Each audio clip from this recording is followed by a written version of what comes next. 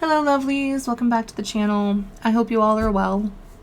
I've always had a fascination with urban legends. I was curious where some of the legends came from, so I decided to start researching Bloody Mary, since it's one urban legend that has really stuck with me over the years. The links to my research will be in the description for those of you who are curious to know more. The first time I heard about the legend, I was in middle school. I was in the 4th or 5th grade. I wasn't the most popular because I just moved there when I was 8, which I was in the 3rd grade at that time. So I didn't make any of the connections with my classmates. They already made those connections. And my parents were from the town and had a reputation, so that probably also caused some issues for me. So I was deemed the outcast and nobody really wanted to associate with me. I was also the weird kid because I didn't have anybody to talk to. I had nobody that really was nice to me. So sometimes I would think out loud and they thought I was talking to myself and being weird. So they just were cruel as all hell. So one of the meanest incidents was during gym class. I went to the girls' locker room to change. Well, the girls thought it would be funny to shut the lights off, scream Bloody Mary 3 times, and then shut the door and hold it closed so I couldn't get out. What made it worse was the light switch was on the other side of the door, so I couldn't even turn the lights back on. And they did this right after telling me the scary story. I'll admit I was terrified because I didn't know if the legend was true or not, and Bloody Mary would come and kill me, as they stated. So where does this legend come from?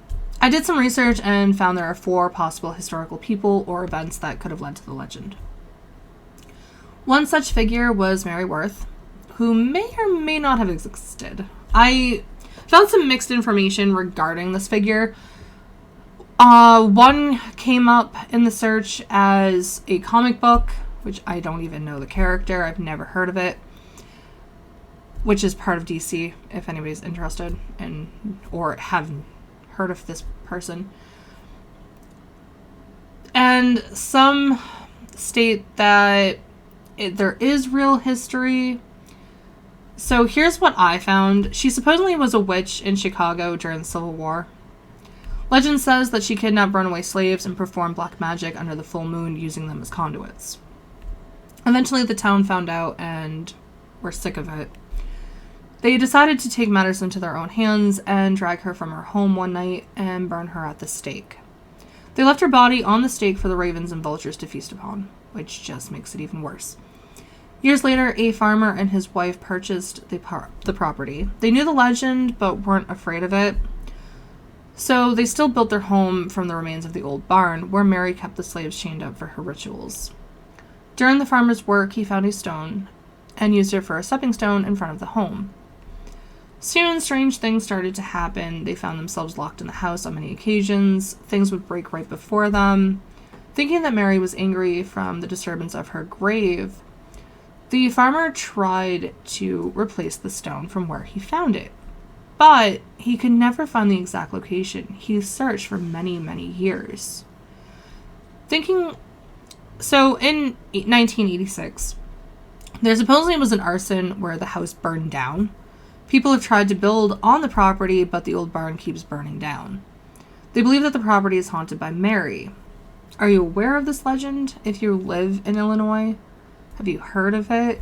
Is it based on historical fact, or is this pure myth? Let me know in the comments. Another historical figure that the legend could be based on was Mary the First, who ruled during the Tudor period. Her nickname was Bloody Mary, because during her lifetime, she had an unusual amount of miscarriages, and she did order frequent executions on Protestants, since she was Catholic. The multiple miscarriages and 2 phantom pregnancies resulted in a different variation of the Bloody Mary legend. After chanting Bloody Mary 3 times, as usual, they tend to add the taunt, "I stole your baby," afterwards, which is a pretty dark and morbid twist to the tale. I mean, I can't imagine what a woman goes through with miscarriages, and the fact that Bloody Mary the First had so many, It probably was devastating for her to not be able to conceive. Excuse me. So the fact that they made her into this kind of barbaric woman and called her Bloody Mary because of that is just horrible. I understand her killing Protestants is just downright horrible too.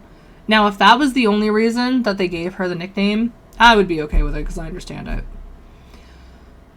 Because look at the Blood Countess, Elizabeth Bathory.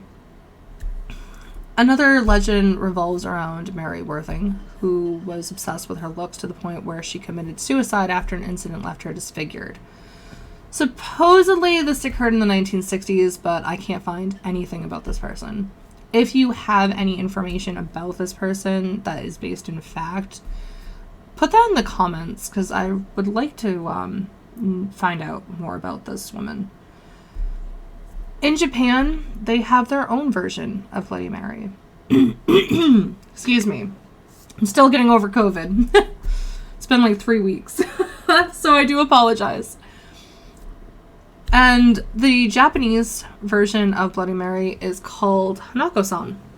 Legend states that Hanako is said to be the spirit of a World War II little girl who haunts the school bathrooms. Supposedly, she was a little girl that died from one of the bombings during World War II.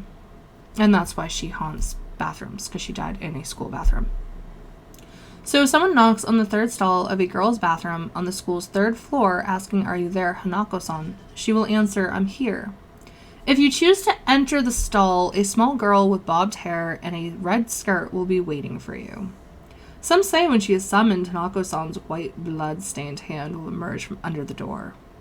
Some regions of Japan claim that entering the stall will result in a 3-headed lizard eating the summoner. It's a widespread legend throughout Japan and often played by children to prove their bravery, similar to our Bloody Mary legend. Before Bloody Mary was a thing, girls would gaze into mirrors to see their future husbands. Mirrors have always been considered gateways into the spirit realm and can be used to glimpse the future or communicate with the other side, supposedly. It dates back to ancient times when people would use mirrors for scrying. The practice was incredibly popular during the 1700s in the British Isles. Young girls would perform a ritual with a candle and a mirror to discover who their future husbands would be. A girl would sit in front of a mirror with a candle, brush her hair, and bite an apple. Apparently, the face of their future husband would appear over their shoulder in the mirror. If the face of a skeleton appeared instead, this meant that the girl would die before being wed.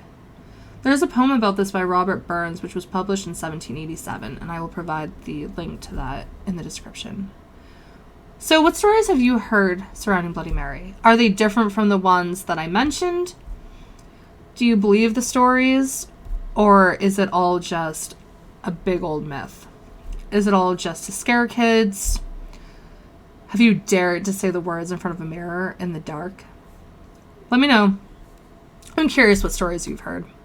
Thank you so much for watching. If you enjoyed this video, don't forget to like and subscribe to show support for the channel. It's very appreciated. Next week, I'll be discussing the Spider-Man films, and I'll be reviewing the Scream TV series, which I just started watching. If you don't want to miss those videos, click that bell icon to never miss a video.